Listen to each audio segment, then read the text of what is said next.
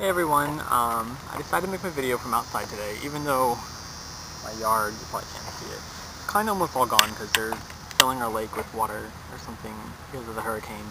I guess just so water needs to go somewhere, and our lake looks like a good place to put it, I guess. But anyways, I decided that I will just tell you what I think about gay marriage. Obviously, I support it. But I guess it's just more so for like reasonings of why it's absurd for people to have anything against it. For one, it's not going to affect you. I don't see why gay people being married will affect you. So like, first off, it really isn't any of your business what people do or how people get married or who people marry. It doesn't affect you, so it's not really your choice. And that's the next thing, is for people to be putting their values and belief systems onto other people and more or less forcing them to, abide by their rules,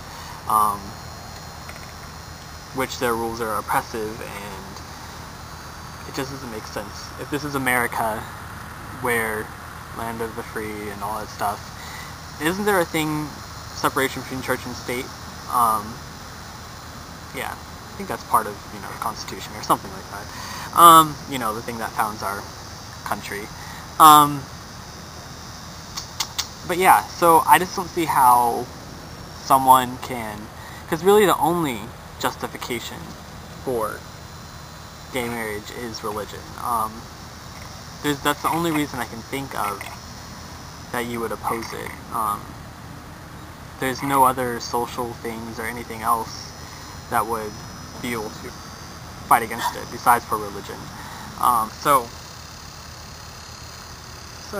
pretty much religious people are forcing themselves into American government, and the presidency, of course. But it's supposed to be a separation of church and state. And people always intend that to be that the state can't oppress religious people, but it also goes the other way around, that religious people can't put themselves into government. Laws can't be passed based on religion, just like laws can't be passed to hold back religion. And so for someone to in turn switch it around and have religion based, or to have religion the base of a law, doesn't make sense. And people try to say it's protecting the sanctity of marriage. Then what about divorce? What about, I love Britney Spears, but her little, K-Fed and then her 42-hour wedding, and there's all these, ridiculous things that people do with their marriage. I'd say the sanctity of marriage is pretty out the window. So to try to use that kind of bullshit to protecting marriage and not letting gay people get married, it doesn't make sense, because marriage really doesn't have much sanctity left in it, I guess. You can pretty much do whatever you want for your wedding and your marriage. And that's another thing, is that marriages aren't religious anymore. They're not bound by religion. It's not God binding you together. It's the state of which you live in binding you together. It's the government binding you. It's it's a legal contract. It's not a religious oath anymore. When you get married, it's, I pronounce you in the state of whatever, my power vested in me by the state of Nevada or whatever, I don't even know. You're married, not by the power invested in me by God, the power invested in me by the state. So it's a law, because people are always saying, well, if churches don't want you to get married, then they shouldn't have to. Well, that's fine. You can get married other places. You don't have to be married in a church. So I just don't see why it's even an issue. For it to be an issue is just totally absurd to me. For anyone to be able to argue against it, it's just so, I just don't get how it's happening. Because it's so blatantly obvious how wrong it is.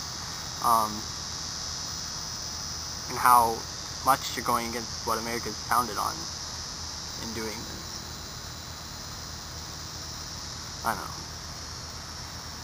things that seem obvious to me, I guess, are not obvious to the rest of the world. So, I don't know.